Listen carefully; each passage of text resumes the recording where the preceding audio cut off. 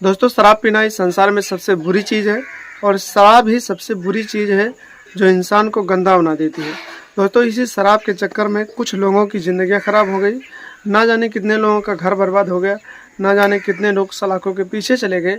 और ना जाने कितने लोग ऐसे हैं जिनकी ज़िंदगी भी ख़त्म हो चुकी है और उनके साथ एक ऐसा कांड हुआ है, ना जाने कितने लोग ऐसा कुछ कर चुके हैं दोस्तों, जो अपने रिश्ते को एकदम से तार तार कर चुके हैं और वो एक चारों तरफ बदनाम हो चुके हैं। आज की जो कहानी मैं आपको बताने जा रहा हूं दोस्तों, वो बेहद ही दिल को छू जाने वाली कहानी है, जहां पर एक शराबी बाप रहता था और उसकी जब पत्नी की मौत हो गई तो फिर वो बेहद ज़्यादा ही शराब पीने लगा और फिर एक दूसरी औरत के साथ रिलेशनशिप में रहने लगा, उसके साथ संबंध स्थापित करने लगा। और जब ये बात उसकी बेटी को जानकारी हुई तो उसकी बेटी समझाने लगी और बार बार समझाती रही, तो वो बाप जो था वो एकदम से बेटी के समझाने से परेशान हो गया और फिर उसने एक दिन बेटी के साथ एक ऐसा कांड किया दोस्तों, जिसे सुनने के बाद आप लोग भी शर्मसार हो जाएंगे। और उस बाप ने अपनी बाप और बेटी के रिश्ते को भी शर्मसार कर दिया था। दोस्तों जब आप लोग ये कहानी सुनेंगे तो सोचने पे मजबूर हो जाएंगे कि क्या इस संसार में ऐसे भी हैवान लोग हैं जो किसी भी रिश्ते को रिश्ता नहीं समझते हैं, चाहे बाप हो या बेटी हो या भाई हो या बहन हो, उस रिश्ते को कलंकित कर देते हैं और उस रिश्ते को कलंकित करने में ज़रा सा भी वक्त नहीं लगाते हैं।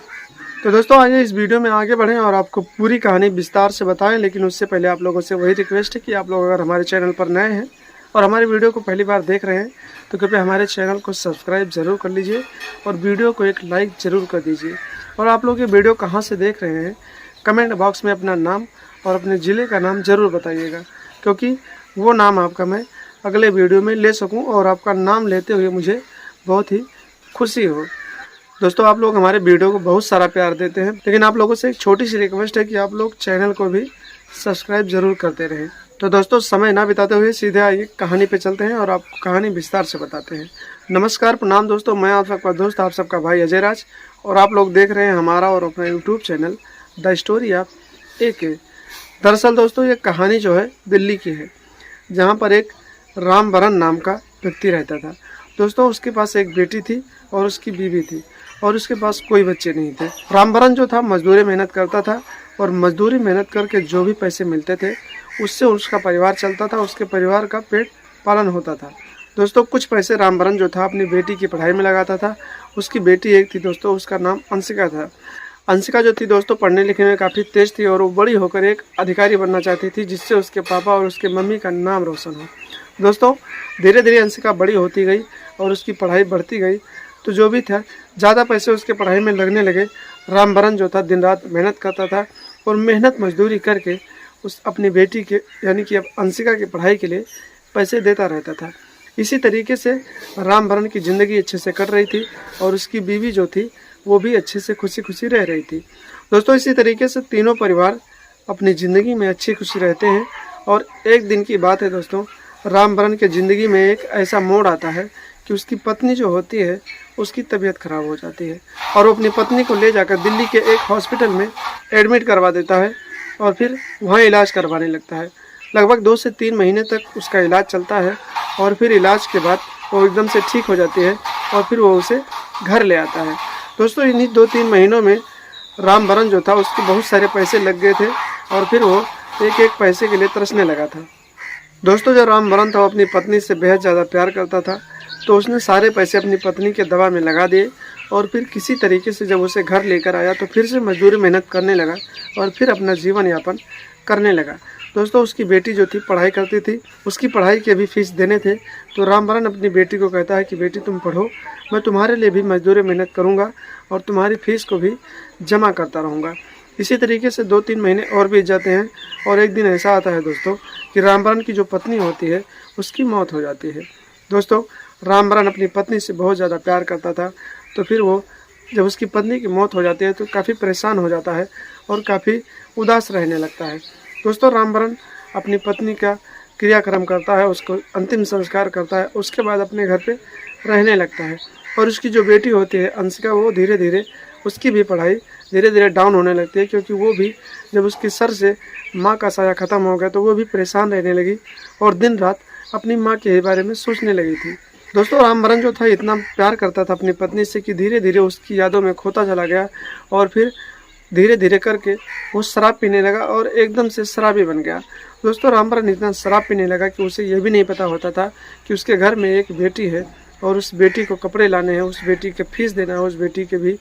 कुछ खाने पीने का सामान देना है। यानी कि उस बेटी का कोई भी ख्याल रामबरन को नहीं रहता था और जो भी पैसे कमाता था सारे पैसों का शराब पी लेता था और किसी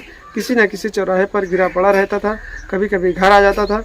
इसी तरीके से रामबरन की हालत एकदम से बिगड़ चुकी थी। दोस्तों धीरे धीरे दिन बीतते गए। जो आसपास के पड़ोसी थे और रिश्तेदार थे वो लोग रामबरन को दूसरी शादी करने के लिए बोल रहे थे, लेकिन रामबरन जो था बेहद ही समझदार था। वो कहता था कि मैं दूसरी शादी नहीं करूँगा, मेरी एक बेटी है, मैं अपनी बेटी के साथ अपनी ज़िंदगी काट लूँगा, इसकी शादी करनी है और इसे जब शादी करके इसके घर भेज दूँगा फिर मुझे किस बात का टेंशन है, मुझे किसी से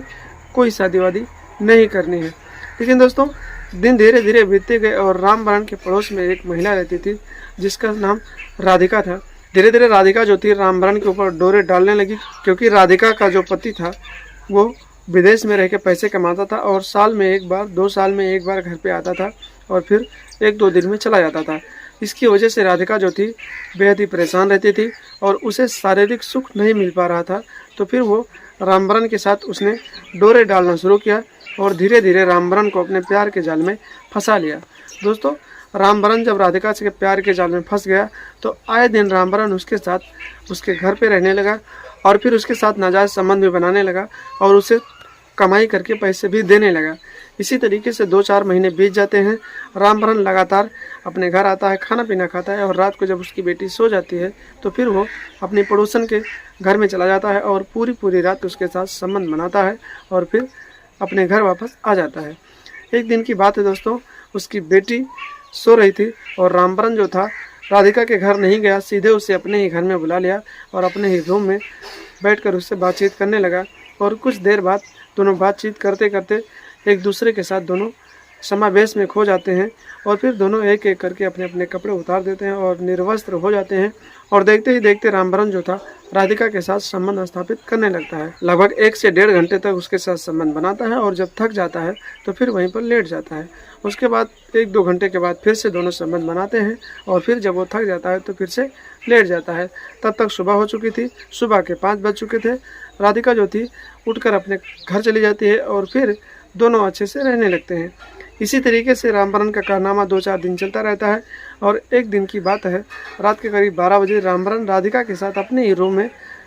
संबंध बना रहा था और इन दोनों की कामुक भरी सिसकारियाँ पूरे कमरे में गूंज रही थी। रामबरन इतने ज़ोरदार तरीके से उसके राधिका के साथ संबंध स्थापित कर रहा था कि उसकी आवाज़ काफ़ी ज़ोर से निकल रही थी और वो राधिका चीख रही थी। उसके चीखने और चिल्लाने की आवाज़ जो थी रूम से बाहर चली गई और जो राधिका बगल में लेटी थी उसकी नींद खुल गई और फिर उसने ये आवाज़ सुनी तो फिर सोचने लगी कि आखिर ये आवाज़ें कहाँ से आ रही हैं। राधिका अपने कमरे से उठती है और फिर अपने पिता के कमरे की तरफ जाने लगती है और फिर खिड़की के रास्ते से देखती है तो वहाँ का नज़ारा देखकर उसके पैरों तले ज़मीन खिसक जाती है। वो देखती है कि उसका पिता रामबरन जो है बगल में रहने वाली राधिका के साथ बहुत ही ज़ोरदार तरीके से संबंध स्थापित करता रहता है और राधिका जो थी ज़ोर तरीके से आवाज़ें निकाल रही थी और उसकी सिसकारियाँ पूरे रूम में गूंज रही थी। इतना नज़ारा देखने के बाद अंशिका के पैरों तले ज़मीन खिसक जाती है, लेकिन वो उस रात कुछ नहीं कहती है और वहाँ से हटकर सीधे आती है और अपने कमरे में सो जाती है। लेकिन जब सुबह होता है दोस्तों तो अपने पापा को बुलाती है और उनसे कहती है कि आप जो कर रहे हैं ये गलत कर रहे हैं। आप पूरी रात किसी और के साथ अपने बिस्तर पे संबंध बनाते हैं, ये आपका काम मुझे अच्छा नहीं लगता है। अगर आपको यही सब करना है तो आप दूसरी शादी कर लीजिए।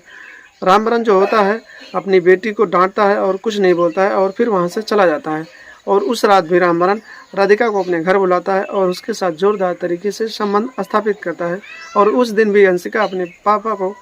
उस पड़ोसी महिला के साथ संबंध बनाते हुए देख लेती है। दोस्तों इसी तरीके से 2-3 दिन बीत जाते हैं और फिर राधिका एक दिन फिर से अपने पापा को बताती है और फिर उसे समझाती है, लेकिन वो नहीं मानता है। इसी तरीके से दिन बीत जाते हैं दोस्तों और एक दिन की बात है, राधिका स्कूल गई हुई थी और जो उसका पापा था उसका रामबरन जो था दिन के दोपहर में ही अपनी पड़ोसन राधिका को अपने घर बुला लेता है और उसके साथ जोरदार तरीके से संबंध बनाने लगता है। तभी अचानक राधिका की छुट्टी हो जाती है और दिन के दोपहर यानी 1 बजे वो घर आ जाती है। और जब वो घर आती है तो फिर वो अपने पिता को अपने पड़ोसी महिला के साथ संबंध बनाते हुए सामने ही पकड़ लेती है। और फिर जब वो देखती है तो फिर वो गुस्से से लाल हो जाती है और फिर जो पड़ोस वाली महिला होती है उसे बहुत ज़्यादा बुरा भला कहने लगती है और कहने लगती है कि तुम्हें इतनी भी शर्म नहीं है कि तुम एक ऐसे आदमी के साथ संबंध बना रहे हो जिसके पास 15 से 16 साल की बच्ची है और उसकी शादी करनी है, उसका घर बर्बाद हो रहा है और तुम्हारे भी पास बच्चे हैं, तुम्हारा पति विदेश में रहता है, आखिर इस बात की जानकारी तुम्हारे पति को लगेगी तो फिर उसका क्या होगा। इतनी बात अंशिका राधिका से कहती है और बहुत सारा इधर उधर की बातें उसे बोलती है, बहुत सारा उल्टा सीधा बात उसे बोलती है, लेकिन राधिका जो होती है कुछ नहीं बोलती और वहाँ से चली जाती है। और फिर उसका पिता जो होता है उसे ज़ोरदार तरीके से एक थप्पड़ लगा देता है और कहता है कि मेरी ज़िंदगी है, मैं क्या कर रहा हूँ, तुझे कोई मतलब नहीं है। दोस्तों, वो जो राधिका होती है वो भी गुस्से में बोल देती है कि तुम मर्द नहीं हो, नामर्द हो, क्योंकि तुम एक लड़की के ऊपर हाथ उठाते हो और एक ऐसी औरत के साथ संबंध बनाते हो जिसका पति घर पे नहीं है, उसका पति विदेश रहता है और तुम नामर्द की तरह काम करते हो। दोस्तों, जब अंशिका अपने पिता को नामर्द बोलती है तो उसका पिता जो रामबरण होता है बेहद ही गुस्सा हो जाता है और फिर वो उससे कहने लगता है कि तुझे मैं नामर्द लगता हूँ, यानी गुस्से में बहुत सारी बातें कहता है और कहता है कि चल ठीक है, तुझे मैं दिखाता हूँ कि मैं नामर्द हूँ कि मर्द हूँ। दोस्तों, रामबरण हमेशा शराब पी के धुत रहता है और उस दिन भी रामबरण एकदम से फुल शराब पिया हुआ था और फिर वो अपनी बेटी अंशिका को पकड़ता है और फिर उसे अपने बेडरूम में उठा ले जाता है और अंदर से दरवाज़ा बंद कर देता है और एक एक करके अपनी बेटी के बदन के सारे कपड़े निकाल देता है और उसे निर्वस्त्र करके उसके साथ जोरदार तरीके से संबंध बनाने लगता है। दोस्तों, लगभग 1 घंटे तक अपनी बेटी के साथ संबंध बनाता है और फिर जब थक जाता है तो फिर वहाँ से उठकर बाहर चला जाता है और उसकी जो बेटी होती है दर्द के मारे रोती रहती है, बिलखती रहती है और कहती रहती है कि मुझे छोड़ दो, मुझे बहुत ज़्यादा दर्द हो रहा है और मैं बहुत ज़्यादा परेशान हूँ। लेकिन वो जो हैवान पिता होता है वो उसे छोड़ता नहीं है और लगातार जोरदार तरीके से उसके साथ संबंध बनाता रहता है। अंशिका होती है जो वहीं पर दर्द के मारे लेटी रहती है और कुछ देर बाद रामबरण फिर से घूम के आता है और फिर से अपनी बेटी के साथ जोरदार तरीके से संबंध बनाता है। दोस्तों, ये बात यहीं पर पड़ी की पड़ी रहती है। अंशिका जो होती है ये बात किसी को नहीं बताती है कि उसका बाप जो है इतना हैवान बन चुका है कि उसके साथ वो रिलेशनशिप बना चुका है, उसके साथ संबंध बना चुका है। अंशिका सोचती है कि ये बात अगर मैं किसी को बताऊंगी तो फिर मेरे पिता की बदनामी होगी और मेरी भी बदनामी होगी। इस बात को वो किसी को नहीं बताती है। जब ये बात वो किसी को नहीं बताती है तो फिर जो रामबरण होता है उसकी हिम्मत और बढ़ जाती है और आए दिन वो रोज़ रात को शराब पी के आता है और अपनी बेटी के ही साथ ज़बरदस्ती संबंध बनाता है। दोस्तों, जब अंशिका जो होती है अपने पिता की इस हरकत से परेशान हो जाती है बार बार, तो फिर वो इस बात को लेकर पुलिस थाने में जाती है और अपने पिता के खिलाफ ज़बरदस्ती उसके साथ संबंध बनाने की और दुष्कर्म करने की यानी कि रेप करने का रिपोर्ट दर्ज करवाती है। पुलिस वाले जब इतना रिपोर्ट दर्ज करते हैं तो फिर अंशिका के चेहरे को देखकर उन्हें भी दया आ जाती है और वो उस मासूम लड़की के साथ उसके घर जाते हैं और फिर उसके शराबी बाप को हिरासत में लेते हैं और फिर थाने लाते हैं। थाने जब लाते हैं दोस्तों तो उससे पूछताछ करते हैं तो वो कुछ नहीं बताता है, तो पुलिस वाले उससे ज़ोरदार पिटाई करते हैं और जब उससे ज़ोरदार पिटाई करते हैं पुलिस वाले तो फिर वो पूरी कहानी, पूरी सच्चाई पुलिस वालों को बता देता है और बताता है कि मैंने अपनी बेटी के साथ ज़ोरदार तरीके से संबंध बनाया है। दोस्तों, अंशिका बताती है कि इसका चक्कर पड़ोस में रहने वाली राधिका नाम की एक औरत से चल रहा है और फिर वो औरत ही इन सब कारनामों के बीच वो औरत भी शामिल है। पुलिस वाले राधिका नाम की जो औरत होती है उसे भी हिरासत में लेते हैं और फिर राधिका के हाथों में हथकड़ी डालकर जेल में डाल देते हैं और जो रामबरण होता है उसके ऊपर संदिग्ध धाराओं में मुकदमा दर्ज करके बेटी के साथ दुष्कर्म करने का आरोप लगाकर उसे आजीवन कारावास के लिए जेल में डाल दिया जाता है। तो दोस्तों, आप लोगों से मैंने बताया था कि हर एक कहानी में मेरे कुछ ना कुछ सीखने को ज़रूर मिलता है और इस कहानी से भी आपको एक सीख ज़रूर मिली होगी कि दोस्तों, शराब पीना बहुत बुरी बात है। शराब पीने वाले लोग अपने रिश्तों को भूल जाते हैं, अपने मर्यादा को भूल जाते हैं और अपने जीवन को खराब कर लेते हैं। तो दोस्तों, इस कहानी को सुनाने का सिर्फ एक मकसद है, किसी के दिल को ठेस पहुंचाने की नहीं है, किसी को परेशान करने का मकसद नहीं है। बस एक मकसद है दोस्तों कि आप लोग सावधान रहें, सतर्क रहें और अपने जीवन में शराब कभी भी ना पिएं और शराबियों से दूरी बना कर रखें, क्योंकि ऐसे लोग जो होते हैं वो अपने रिश्ते को कभी भी तार-तार कर देते हैं और अपने रिश्ते को कलंकित कर देते हैं। तो आप लोग भी ऐसे लोगों से सावधान रहें उनसे दूरी बनाकर रखें और अपने घर परिवार को सुरक्षित रखें और अपने घर शराबियों को कभी ना आने दें और आप भी कभी शराब ना पिएं, जिससे वजह से आपकी ज़िंदगी बर्बाद हो। तो दोस्तों, आज की कहानी बस इतना ही। आशा करता हूँ यह कहानी आपको अच्छी लगी होगी और इस कहानी से आपको कुछ ना कुछ सीख जरूर मिली होगी। तो दोस्तों, मिलते हैं कल शाम 8 बजे एक नई कहानी के साथ, एक नई इंटरेस्टिंग कहानी के साथ, जो दिल को छू जाने वाली कोई सच्ची घटना के ऊपर आधारित एक कहानी के साथ मिलते हैं। तब तक के लिए आप लोग हंसते रहें, मुस्कुराते रहें, अपना और अपनों का ख्याल रखें। दोस्तों, जाने से पहले एक बार फिर से रिक्वेस्ट करता हूं कि आप लोग प्यार आशीर्वाद खूब देते हैं, बस आप लोग हमारे चैनल को भी सब्सक्राइब करते रहें ताकि मेरा हौसला बढ़ता रहे और हर एक दिन मैं एक नई ऊर्जा के साथ नई अच्छी अच्छी कहानी आप लोगों के बीच लाता रहूं, जिसकी वजह से आपकी ज़िंदगी अच्छे से चलती रहे और आपको कुछ ना कुछ सीख ज़रूर मिले। और दोस्तों, जाने से पहले चैनल को तो सब्सक्राइब ज़रूर कर दीजिएगा और साथ में अपना नाम और अपने ज़िले का नाम कमेंट बॉक्स में कमेंट करके ज़रूर बताइएगा ताकि आपका नाम मैं अगले वीडियो में ले सकूं। तब तक के लिए दोस्तों, नमस्कार, प्रणाम, जय हिंद, जय भारत, वंदे मातरम।